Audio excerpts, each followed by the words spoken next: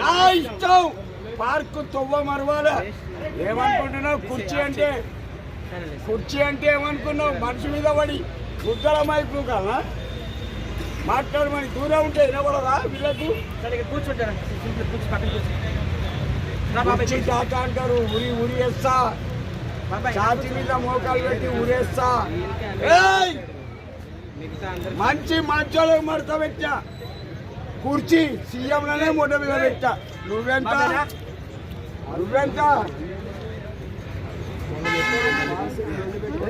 Jeans అని, robo అని, Kamal Haasan cinema చాలా కమలాసన్తో భారతీయుడు కూడా తీసిండు ఆయన గురించి చెప్పనవసరం లేదు. అది మాత్రం 1000 కోట్ల సినిమా ఖచ్చితంగా.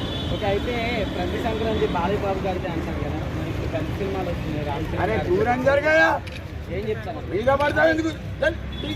ఆగు బాబాయ్, దూరం జరగ.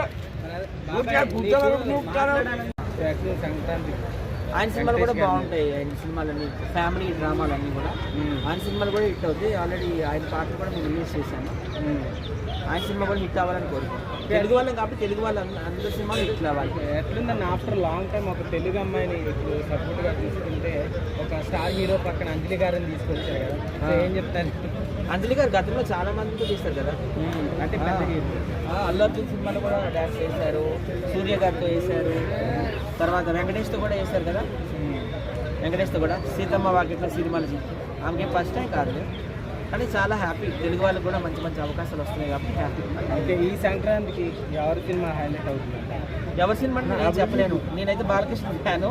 బాలకృష్ణ సినిమా ఫస్ట్ ప్లేసు, తర్వాత వెంకటేష్ గారి cinema second place, Ramachandra cinema third place. సీనియారిటీని బట్టి చెప్తున్నాను.